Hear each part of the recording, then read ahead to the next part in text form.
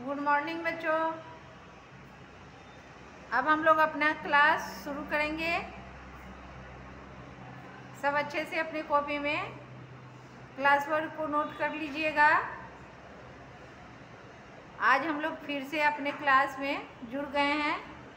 चलिए, कल आप लोग जो मैसेज किए थे कि मैम फ़ोटो भेज देने के लिए, तो जो छूट गया है उसको मैं सबसे पहले कर देती हूँ। आज भी वही रिवीजन का काम होगा, ठीक है। अब यहाँ देखिए, कल जो छूटा हुआ था उसके बारे में फिर से समझ लीजिए। देखिए, यहाँ हम लोग पढ़ रहे हैं, आपका सब्जेक्ट अभी चल रहा है, क्या पाठ का नाम जो है ध्वनि परिचय, वह सबसे पहले चैप्टर का काम हो रहा है। और ध्वनि परिचय से ही देखिए, कल जो छूटा हुआ था यहाँ कि हम लोग पढ़ रहे थे अयोगवा। हम लोग क्या पढ़ रहे थे? अयोगवा। तो अब यहाँ पहले लिखेंगे, हम शुरू करते हैं क्लास। यहाँ लिखेंगे व्यंजन, ठीक है। ये आपका व्यंजन हुआ। और इसके बाद हम लिखेंगे यहाँ स्वर के पहले, यानी समझने के लिए ये बहुत जरूरी है, ठीक है। स्वर से पहले,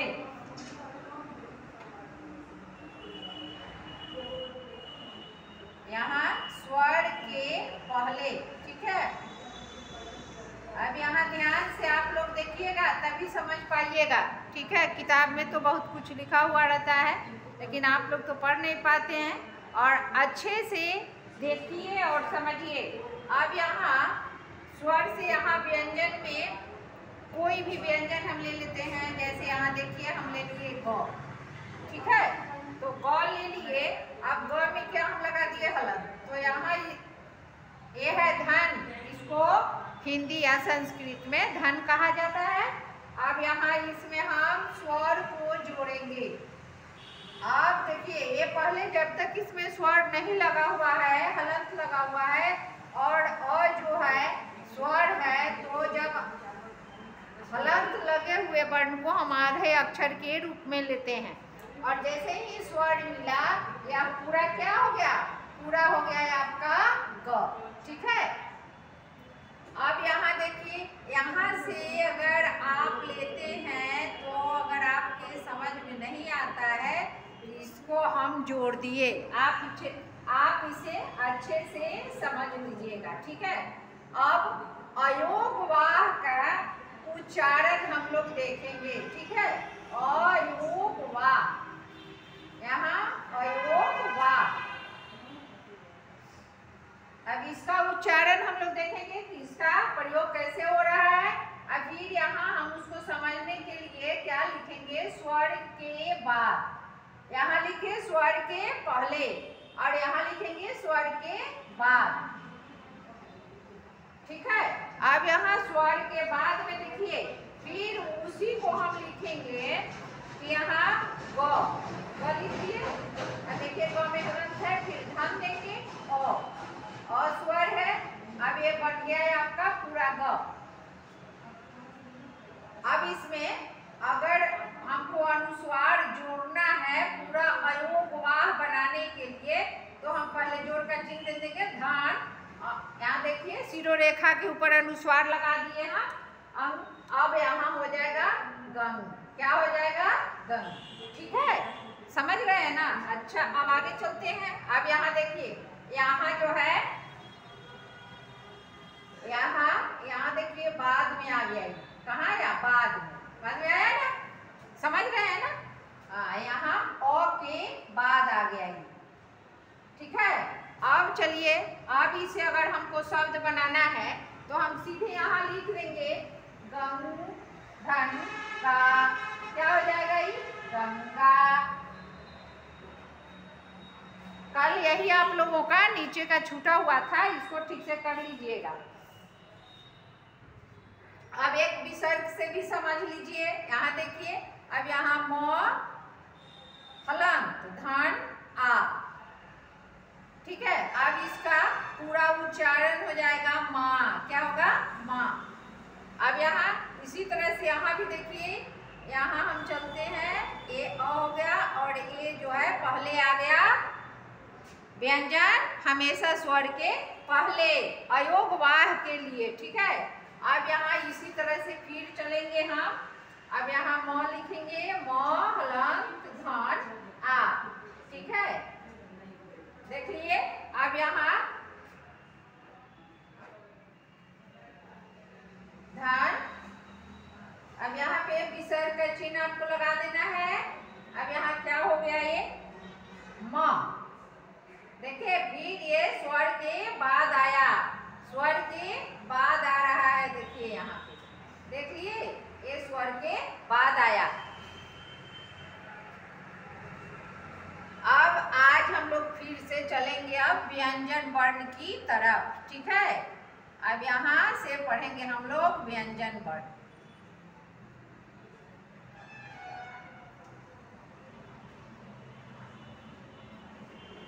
अब सबसे पहले आप लोग मेरी बात को ध्यान से सुनिए। व्यंजन वर्ण किसकी सहायता से बोले जाते हैं? किसके सहायता से? स्वर की सहायता से।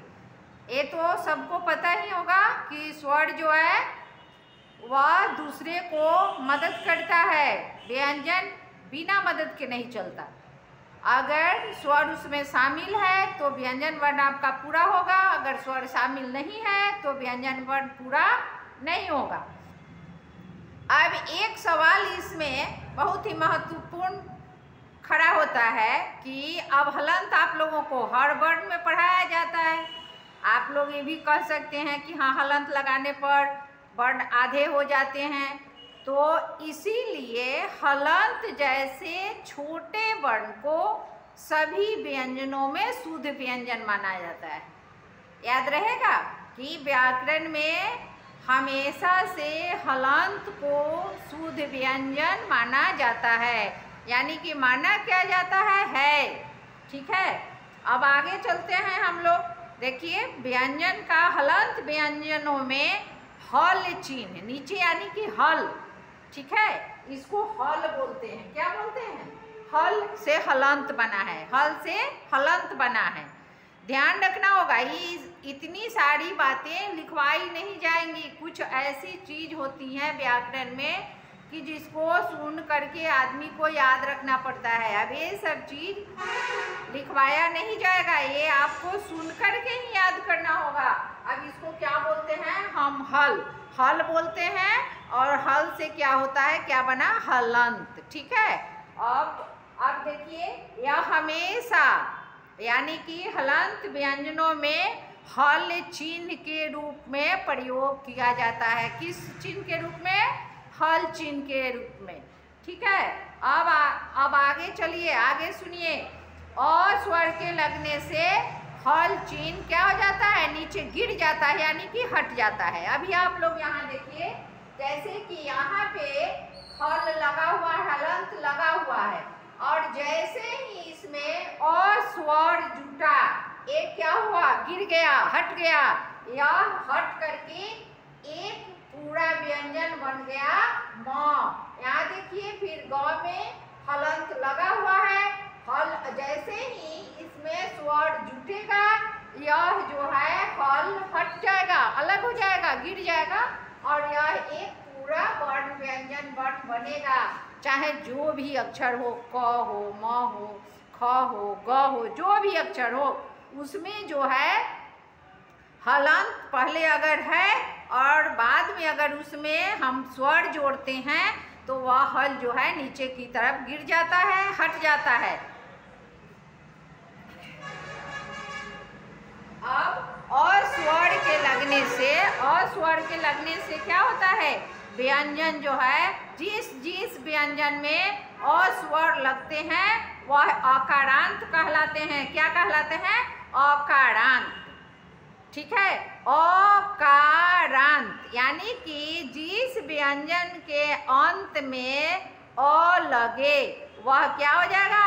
अकारांत। जो भी सारे वर्ण में अंत में लगते हैं, क, ख, ग, घ, यंग, च, छ, ज, झ, य, सब में अ स्वर जो है वह बाद में लगता है। इसलिए ये सारे वर्ण, पांचों वर्ग व्यंजन के कितने वर्ग? 5 वर्ग। क वर्ग, च वर्ग, ट वर्ग, त वर्ग, प वर्ग। और इन पांचों वर्गों में टोटल वर्णों की संख्या 25 होती है। और ये सारे के सारे वर्ण क्या होते हैं? अकारांत होते हैं। क्या होते हैं? अकारांत। यानी कि फिर से आप लोग सुन लीजिए, याद कर लीजिए कि जिस व्यंजन में बाद में अ लगता है वे सारे के सारे वर्ण अकारांत कहलाते हैं। अब देखिए, अब चलते हैं व्यंजन वर्ण की परिभाषा। यहाँ मैं लिख देती हूँ।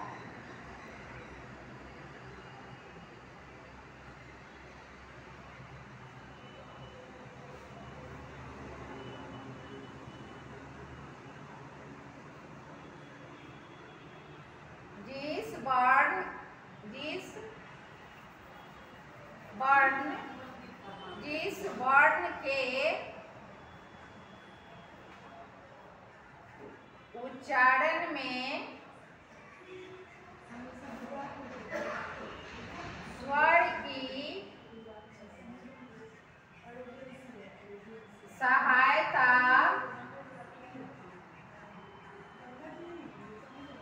ली जाती है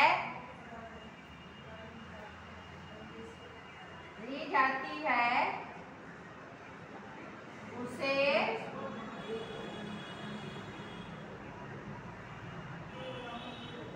व्यंजन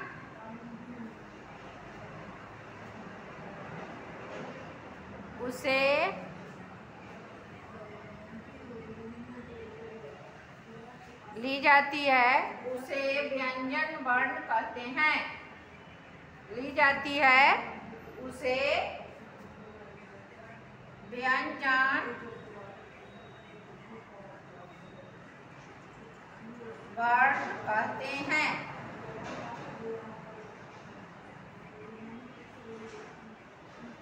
अब इसको अलग तरीके से बोल सकते हैं हम कि स्वर वर्ण की सहायता से बोले जाने वाले वर्ण को व्यंजन वर्ण कहते हैं। जिस वर्ण का उच्चारण स्वर की सहायता से होता है उसे क्या कहते हैं? व्यंजन वर्ण कहते हैं। जिस वर्ण का उच्चारण स्वर की सहायता से किया जाता है उसे क्या कहेंगे? व्यंजन वर्ण। फिर सुनिए, 3 तरह से इसको बोल सकते हैं हम। जिस वर्ण के उच्चारण में स्वर की सहायता लेनी पड़े यानी ली जाती है उसे व्यंजन वर्ण कहते हैं। जिस वर्ण का उच्चारण स्वर की सहायता से किया जाता है उसे व्यंजन वर्ण कहते हैं। समझ गए ना? अब चलिए, अब यहाँ लिखते हैं। अब व्यंजन कितने प्रकार के होते हैं? व्यंजन 3 प्रकार के होते हैं। व्यंजन कितने प्रकार के होते हैं? 3 प्रकार के। अब व्यंजन के प्रकार। व्यंजन वर्ण के प्रकार। यहाँ ठीक से आप लोग लिख लीजिएगा।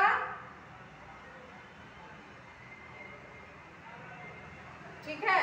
अब यहाँ देखिए, व्यंजन के मुख्य रूप से कितने प्रकार होते हैं? व्यंजन मुख्य रूप से 3 प्रकार के होते हैं। पहला स्पर्श व्यंजन। एक में होता है स्पर्श व्यंजन। अब ध्यान से सुनिए बच्चों, स्पर्श का मतलब होता है छूना। स्पर्श का अर्थ क्या होता है? छूना। कि अब हमारी मुख ग्रंथियों से जिस वर्ण का उच्चारण